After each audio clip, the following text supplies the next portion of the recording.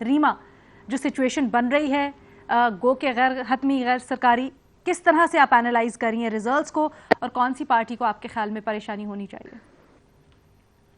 अच्छा लीना, पहली बात तो ये एक डिस्क्लेमर कि ये कैंटोनमेंट इलेक्शंस हैं और मतलब समझ आती है, हम हमेशा चाहते हैं कि कोई पल्स जान सकें कि जनरल इलेक्शन जो अगले होंगे उसमें क्या सूरत हाल होगी। तो हम इस तरह की चीज़ों को थोड़ा सा शायद एग्जैजरेटेड तरह से एनालाइज भी करते हैं, लेकिन कैंटोनमेंट्स जो हैं बहुत स्पेसिफिक क्लास वहाँ रहती है। जैसे सुहेल वड़ाइच साहब ने कहा, अक्सर बड़े शहरों के ये इलेक्शंस हैं, इसके अलावा लोकल इलेक्शंस हैं, तो उसमें जो कंसिडरेशंस हैं वो मुख्तलिफ होती हैं। तो मैं तो इन इलेक्शंस को, अगला जो इलेक्शंस होंगे चाहे 2022 में हो 23 में हो, उनकी अक्कासी नहीं समझती। लेकिन क्योंकि हमने बात करनी है, एक चीज जो मैं पॉइंट आउट करना चाहूंगी और मेरा ख्याल है अब ये हर शो में करना चाहिए कि खवातीन की नुमाइंदगी कितनी कम थी। बहुत कम कैंडिडेट्स, पार्टीज ने तो जो कैंडिडेट्स फील्ड किए खवातीन बहुत कम की, और मेरा ख्याल है कितनी खवातीन जीती हैं, एक मेरा ख्याल है कंफर्म्ड है, शायद एक दो और, लेकिन एक बहुत वाज़े एक्सक्लूजन नजर आता है खवातीन का इन इलेक्शंस में। शायद ये पहले भी ऐसा हो, लेकिन बहुत स्ट्राइकिंग है, तो मैं चाहती थी इसको रेज किया जाए। दूसरी चीज, जो किस पार्टी को ज्यादा मतलब इंट्रोस्पेक्शन तो मेरा ख्याल है सबको करनी चाहिए, लेकिन पीटीआई को शायद ज्यादा करनी चाहिए क्योंकि वो रूलिंग पार्टी है और इस तरह के जो इलेक्शंस हैं उसमें रूलिंग पार्टी को फायदा ही होता है, वो एक एडवांटेज पे होती है, यही समझा जाता है। तो पीटीआई की खास तौर पे जो पंजाब में और बड़े शहरों में जो उनकी कारकर्दगी है, उनको पब्लिकली तो वो नहीं मानेंगे, वो यही कहेंगे जो हसन निसार साहब ने भी कहा और जो दुरुस्त है कि सब सूबों में उनकी एक नुमाइंदगी नजर आती है, एक वाजे उनकी नुमाइंदगी है। लेकिन पंजाब में जो उनकी परफॉर्मेंस रही है वो नून लीग से बहुत पीछे है। ऐसा क्यों है? और खास तौर पे जब वो रूलिंग पार्टी हैं। और चलिए ठीक है, ऑप्टिक्स जैसे भी है, ये सिर्फ ये नहीं है कि नून लीग जीती है, ये भी है कि पीटीआई जो है वो, ये उनका एक तरह से मिशन था कि ये दिखाना कि हम नून लीग को खत्म कर देंगे पंजाब से, और जो बाकी ऑपोजिशन पार्टीज हैं लोग उनको बिल्कुल ट्रस्ट नहीं करते, वो एतमाद उन्होंने खो दिया है।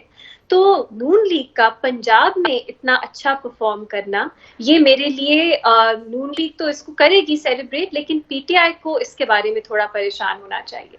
और इसकी वजूहात बहुत सी हो सकती हैं। शायद साद रफीक साहब ने बहुत अच्छा काम किया है, शायद लोग बुज़दार साहब से खुश नहीं हैं, ये भी वजह हो सकती है। और एक ओवरऑल अलीना एक सिनारियो अब ऐसा बन रहा है कि कुछ हफ्ते पहले तक पीटीआई बहुत कंफर्टेबल लग रही थी, लेकिन अब बहुत सी और प्रोटेस्ट चल रही हैं, मीडिया में आप देख लें, बार्स में आप देख लें, बाकी गवर्नमेंट एम्प्लॉइज में आप देख लें, और अब ये जो इलेक्शन है ये पीटीआई मेरा नहीं ख्याल सेलिब्रेट कर सकती है। उनकी परेशानियों में मेरा ख्याल है इजाफा ही हुआ है, लेकिन फिर से डिस्क्लेमर कि ये कैंटोनमेंट के इलेक्शंस हैं, ये उस तरह से रिप्रेजेंटेटिव नहीं है।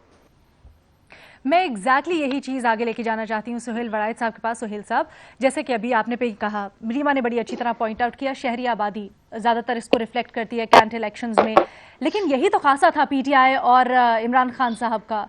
खासकर अगर हम सिंध की सिचुएशन देखें तो वहाँ से तो पूरी की पूरी तहरीक चली और जिसको तब्दीली का नाम दिया गया था वो इसी सेगमेंट से, इसी शहरी आबादी, इसी एलीट कल्चर से आगे बढ़ा। तो क्या वजह है कि बहुत ज्यादा मार्जिन से तहरीक इंसाफ बरतरी नहीं ले सकी 3 साल बाद? देखें, लाहौर के, फर्ज करें लाहौर के कैंटोनमेंट्स का अगर रिजल्ट देखें तो जाहिर है यहाँ तो नून ने जीतना था, क्योंकि नून ही पहले भी जीती थी इन सीटों के ऊपर। इसी तरह आप पंजाब के जो बड़े शहर हैं, मैंने अर्ज किया ना कि पंजाब के बड़े शहरों में इस दफा जो हैरान कुन अलबत्ता बात है, वो पिंडी में पहले जो थी वो तहरीक इंसाफ जो है वो जीती थी, और पेशावर में भी तहरीक इंसाफ जीती थी। इन दोनों जगहों से हारना तहरीक इंसाफ का, और शहरी इलाकों से हारना, ये बहरहाल तहरीक इंसाफ को इस पे जरूर गौर करना चाहिए, क्योंकि ये नून लीग ये इलाके खो चुकी थी और इस पे तहरीक इंसाफ के जो झंडे थे वो लहरा रहे थे। लेकिन हैरान कुन तौर पर इस इलेक्शन में कैंटोनमेंट, जो कि प्योर शहरी इलाका है, पढ़े लिखे लोग होते हैं, तकरीबन निस्बतन खुशहाल भी होते हैं, तो उनका ये ट्रेंड के अंदर ये तब्दीली जो है ये बड़ी हैरान कुन है।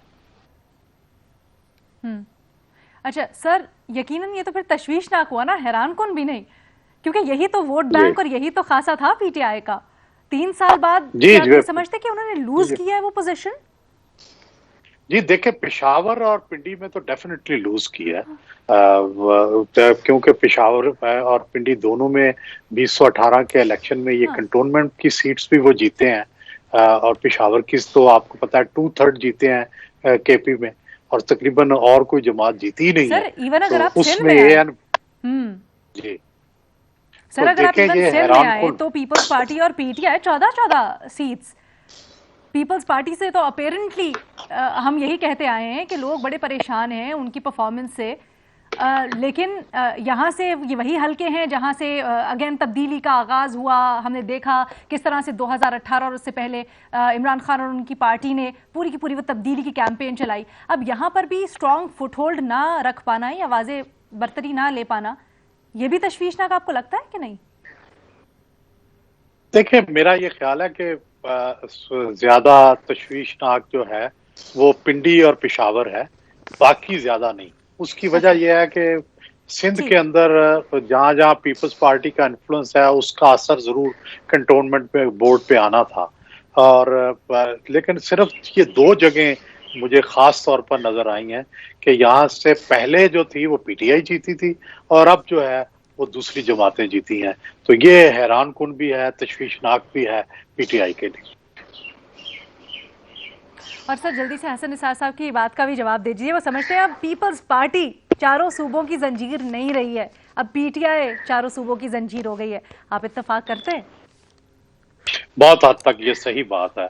उसकी वजह यह है कि बड़ी तेजी से जो पीटीआई है वो वफाक की पार्टी बनती जा रही है, और जो नून है वो उसने अपने आप को महदूद किया हुआ है सिर्फ और सिर्फ पंजाब तक, और पीपल्स पार्टी जो है वो बेचारी दोबारा पंजाब में कदम जमाने में नाकाम है।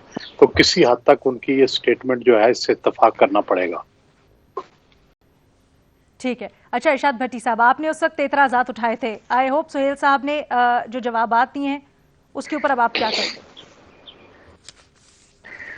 नहीं, देखिए पहली बात तो आप ये सोचिए कि हसन साहब ने जो बात की है मैं भी उससे इत्तेफाक करता हूं कि अब पाकिस्तान तहरीक इंसाफ 4 सूबों में है। दूसरी बात यह कि पीपल्स पार्टी पंजाब से 1 सीट भी नहीं जीत सकी, ये भी ज़हन में रखिए, और जो पंजाब फतह करेगा वो आगे आएगा मरकज़ में। ये इसके पंजाब में हारने के बाद मरकज़ में कोई नहीं आ सकता। तीसरी बात यह है कि जो ये कहना कि ये जो इस गवर्नेंस और इस परफॉर्मेंस के बाद, मैं फिर कह रहा हूँ, इस गवर्नेंस और इस परफॉर्मेंस के बाद तहरीक इंसाफ का नंबर 1 पे आना ये इसी मुल्क में हो सकता है, इसी अवाम में हो सकता है, और ख़ास शहरों में हो। क्या शहरों में महंगाई नहीं है? शहरों में गुर्बत नहीं है? शहरों में बेरोजगारी नहीं है? शहरों में मसाइल नहीं है? तो ये और इस वो क्या कहते हैं, कारकर्दगी के बाद नून का पिंडी में, लाहौर में और फिर पंजाब में जीत जाना, यह भी बड़ा काबिल फ़ख्र बात है। इसलिए कहते हैं कि हमारे यहाँ तब्दीली नहीं सही आ पाती कि एक तो ये कि इमरान खान आखिरी बंदे थे जो आ गए, बस आ गए, और इसके बाद कोई नहीं है, इन्होंने ही आना है। ये कुछ करें ना करें ये भी हमें खूब समझ गए और हम भी इन्हें खूब समझ गए। इन्होंने ही आना है, कुछ करें ना करें, कुछ दिखाएं ना दिखाएं, यही है 2-3। ये क्यों समझते हैं? दीगर पॉलिटिकल पार्टीज भी हैं, कोई और ऑप्शन भी हो सकती है, आप ये क्यों कहते हैं?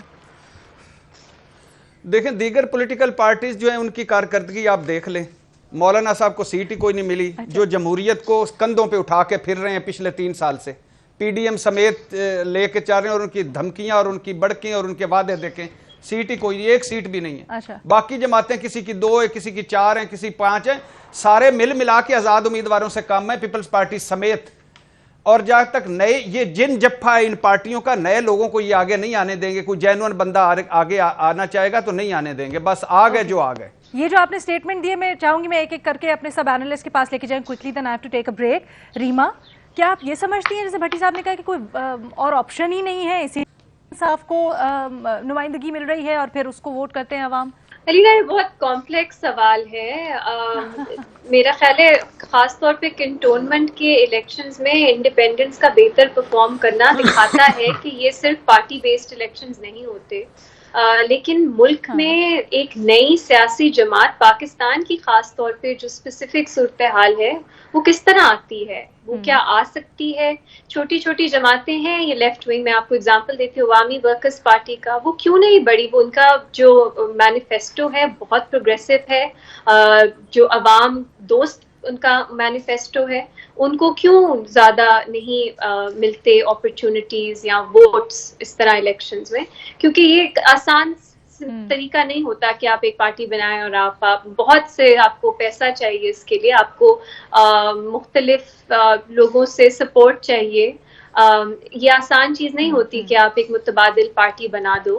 तो फिलहाल आपके पास जो पार्टीज हैं आपको उन्हीं में से चूज करना है। लेकिन इन इलेक्शंस में तो इंडिपेंडेंस भी बहुत अच्छा परफॉर्म करते हैं, तो वो भी मेरा ख्याल है इतना अभी हम जनरल इलेक्शंस की तरफ नहीं कोई ओपिनियन बना सकते। ठीक है, सुहेल वड़ाइच साहब, do you agree with this कि हम जनरल इलेक्शंस के लिए इससे कोई ट्रेंड की निशानदही नहीं अभी कर सकते? देखिए, जनरल इलेक्शन बहुत बड़ा होता है और बड़ा डिफरेंट होता है। हाँ। ये बहुत ही क्रॉस सेक्शन, इतना छोटा क्रॉस सेक्शन है कि इसके साथ उसका कंपैरिजन नहीं हो सकता। उस वक्त ट्रेंड्स चलेंगे, उस वक्त एस्टेब्लिशमेंट क्या रोल अदा करेगी, उस वक्त पॉलिटिकल पार्टीज का मूड क्या होगा, कौन किस तरह से बिहेव करेगा, महंगाई क्या होगी। जैसे मैं पहले भी एक दिन अर्ज कर रहा था कि सब कुछ ठीक चल रहा था, जरदारी साहब ने 500 बिलियन रुपए रखे थे लोड शेडिंग के लिए, कि 500 बिलियन रुपए जो हैं ये आप लगाएंगे और लोड शेडिंग नहीं होगी। वो 500 बिलियन डॉलर, वो 500 बिलियन रुपए भी जाया हो गए और लोड शेडिंग होती रही और पीपल्स पार्टी हार गई, सिर्फ लोड शेडिंग की वजह से हार गई। मियां नवाज शरीफ ने लोड शेडिंग का मसला हल कर दिया तो उनको कुछ और पनामा जो है वो पड़ गया, उनको कुछ तो ये पता नहीं होता कि ठीक है जी। तो बुनियादी बात हतमी तौर पर हम कुछ नहीं कह सकते। ठीक है, हाँ। तो अभी 2 साल पड़े हैं, क्या स्कैंडल आ हाँ, जाए, क्या इवेंट्स ओवरटर्न ले जाएं, अभी कहना बड़ा मुश्किल है। अभी कहना बड़ा मुश्किल है जी। हमारे तज्जियाकारों ने अपनी अपनी वजूहात बताई, वो क्या समझते हैं कि किस ज़्यादा परेशानी होनी चाहिए या नहीं जनाब। लेकिन एक बात सब मुश्तरका तौर पर कहते हैं, खासकर हमारे 3 एनालिस्ट भट्टी साहब, रीमा और सुहेल वड़ाइच साहब, वो कहते हैं जनाब ये 2023 के जो जनरल इलेक्शंस हैं, कैंट के इलेक्शंस उसके नताइज की तर्जुमानी नहीं करते।